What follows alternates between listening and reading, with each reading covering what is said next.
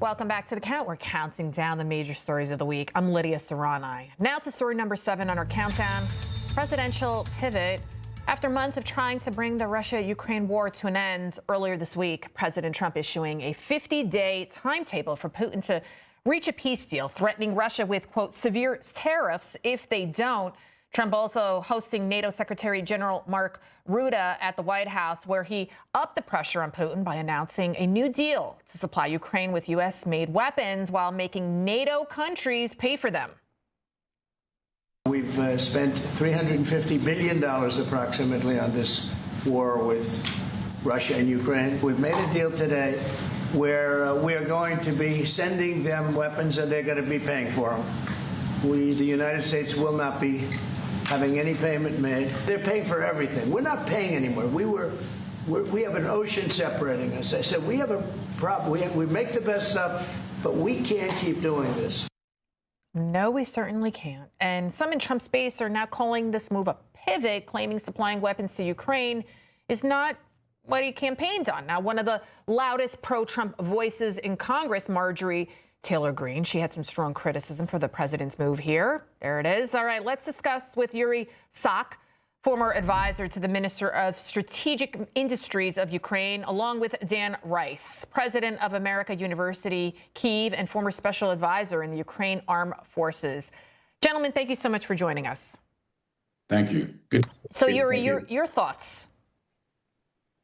Well, look, for us, I don't think we should call it a pivot, because actually from the very beginning of this peace process, Donald Trump was saying that, he will be achieving peace through force.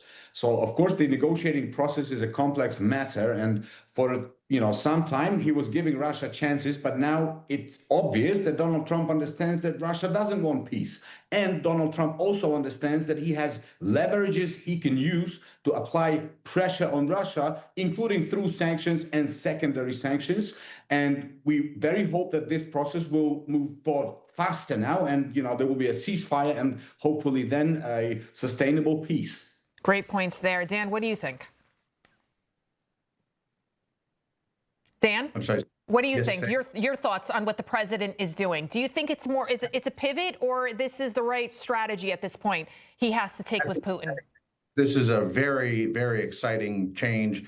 This is the right move. President Trump has done everything to win peace, to negotiate, to get a ceasefire. Putin does not want that. He wants victory and only victory. And so everyone knows it. And so all of a sudden you have all of Europe, all of the United States, the Senate, 83 of 100 senators, and the President of the United States aligned to say, if Putin doesn't want peace, we're going to arm Ukraine and we're going to support Ukraine to victory. So this is a great pivot. I'm very excited about it.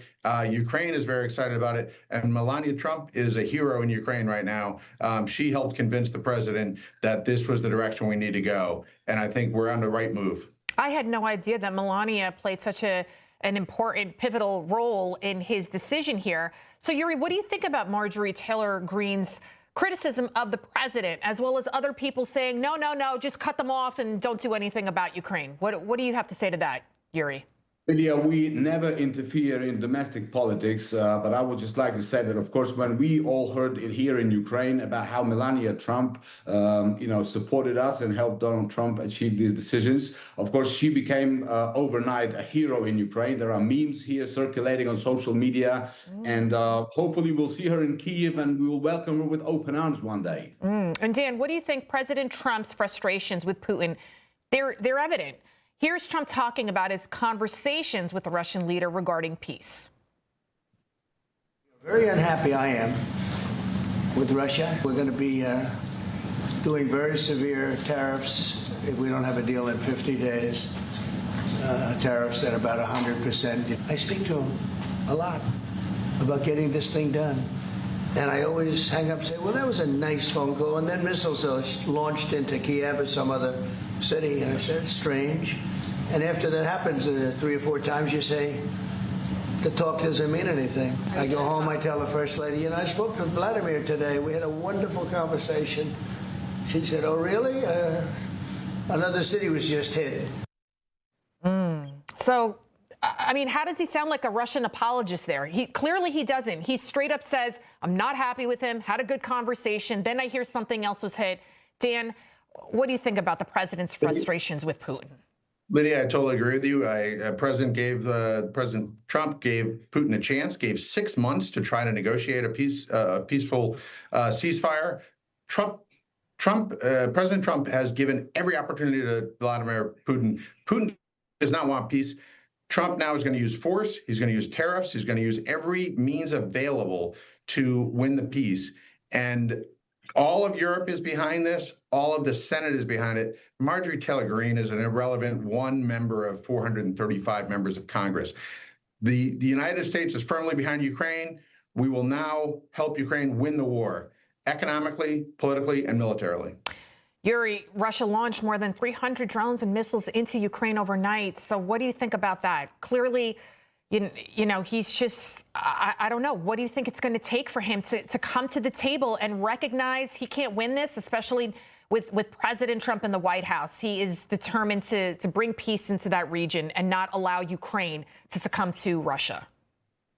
Lydia, 2 points. Point number one is, of course, when Russia is not achieving any success on the front lines, on the battlefield, what they do is they resort to terrorist tactics and they bomb civilian Ukrainian cities. They destroy schools, kindergartens, apartment buildings.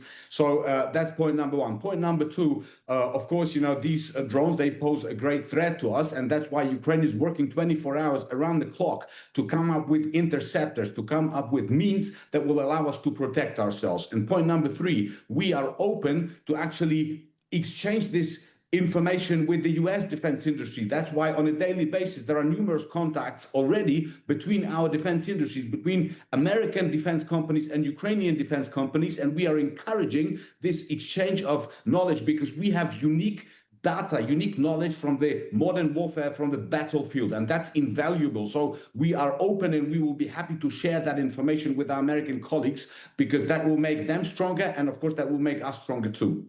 Yuriy and Dan, we have to leave it right. Oh, Dan, you want to say something? Go ahead. Thanks, Lydia. I completely agree with Yuriy. And one of the things that we need to do right now that President Trump has already said he wants to do is provide Tomahawk missiles, land-based Tomahawk missiles to Ukraine. This is incredibly important. The last administration said we will be with you as long as it takes, and we'll provide Patriot missiles. But you have inbound missiles from Russia, cruise missiles and ballistic missiles, that only the Patriot can take down.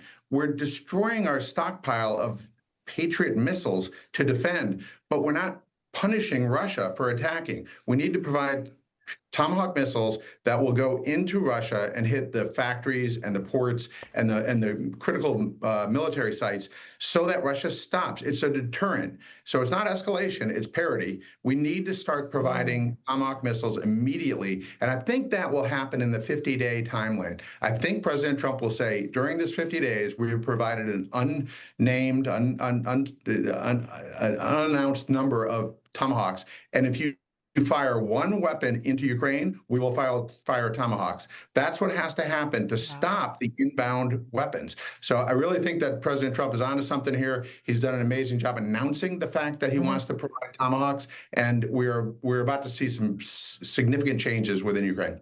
We'll watch and wait. Informative conversation, gentlemen. Thank you so much for joining us. Thank you for having us.